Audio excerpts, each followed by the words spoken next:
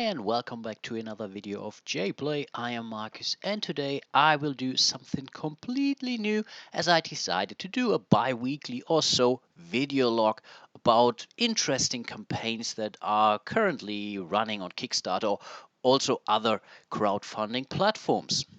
And my very first game is Venom Assault, which is already the second take of Spyglass game. The very first campaign got cancelled at around, I think, 10,000 bucks or so.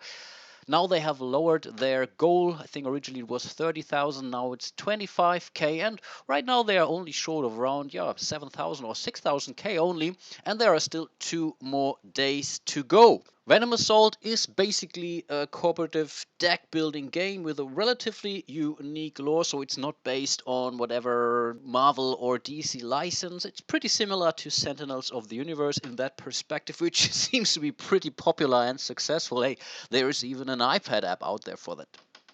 At its heart, Venom Assault is really a relatively straightforward deck building game. It's settled in this 80s style cartoon inspired universe, and with your Freedom Squadron, you are trying to take out Venom and his villains or henchmen basically in order to save the world. So you have cards that provide you recruit points, fight points, and you name it. Where it's really a little bit different or totally different to other deck building games is that you have to roll some actual dice in order to fight the bad guys in this game.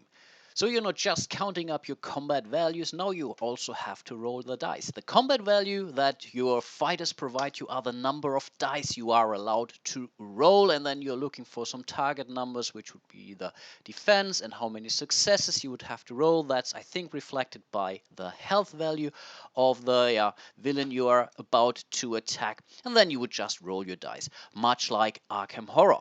Unfortunately, I was not able to try it out, so I don't have any idea how rolling a dice in a game like this would actually feel like. I'm really used to playing Legendary a lot, to be honest, so I enjoy playing Legendary a lot. Not sure if really adding dice to the overall experience brings some added value, but I could really imagine that there are guys out there who enjoy to roll the dice every now and then.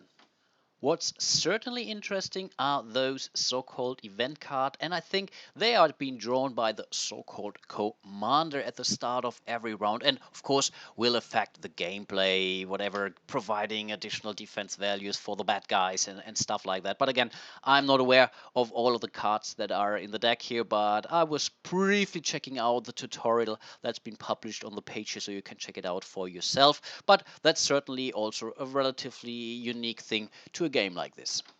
Even though the artwork is not based on a major license here, it really looks kind of nice. I really enjoy this artwork here a lot. Not sure if this is already the final or if those are the final components, but I think they're pretty close to that. So if you're into deck building and also enjoy rolling the dice, then check out the campaign and maybe back it in order to realize this project.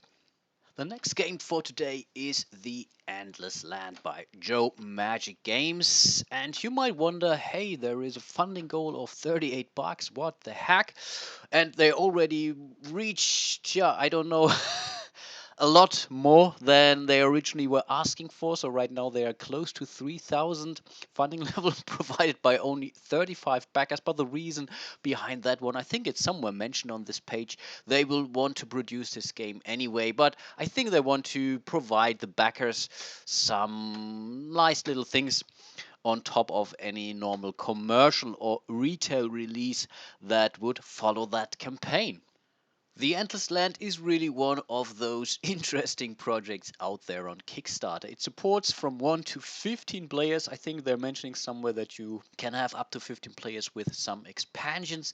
It provides simultaneous play, so all of the actions are being taken at the same time, and there are various things to do. So for once, of course, you have to move through the lands, and again, this is a modular board, so the game board will look differently each time you play it. You can trade with those towns, you can build strongholds, as you can see here, you can buy resources. Of course, you also have to spend resources. Most important is food when you want to stay in a town, for example.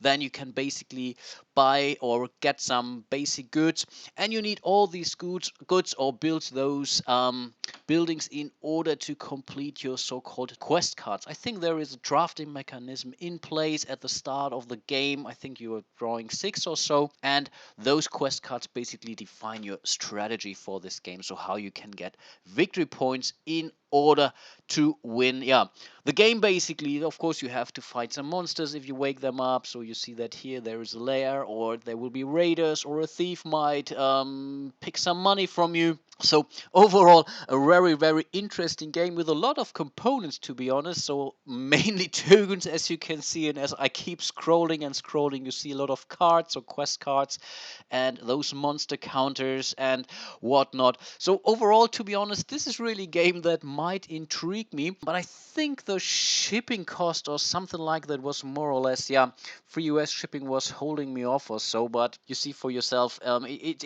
doesn't come that cheap if you really want to get all in at this point in time. But really something very, very unique and interesting on Kickstarter right now. And last but not least, there is Space Pioneers by Thomas Noy. I think it's his very first project. Yeah, it says here, first created.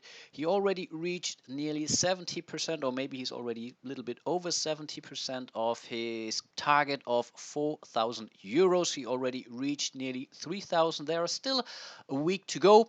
As you might be aware, I already did an in-depth walkthrough of Space Pioneers. So did Richard Ham, aka Rado. So if you want, check it out. The campaign, it has really very, very, very reasonable shipping costs. Until now, there are various translations of the rules, thanks to some of, I think, even backers who provide that support. So of course there's English and German, then you see Spanish, French and such. So overall, really a very, very interesting campaign and a very, very straightforward little game.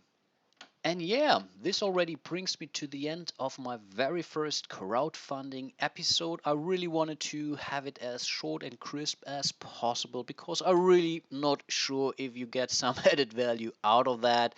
If you think this is totally crap, please let me know. If you think otherwise, you can also let me know, of course. If you are a game designer and want to promote your video, please feel free to reach out to me. Of course, not your video, it's your board game. Please feel free to reach out to me and I will see what I can do. If it's a project that kind of interests me, I will certainly consider it in one of my next episode. And yeah, hope to see you soon in one of my other videos. And until then, bye bye.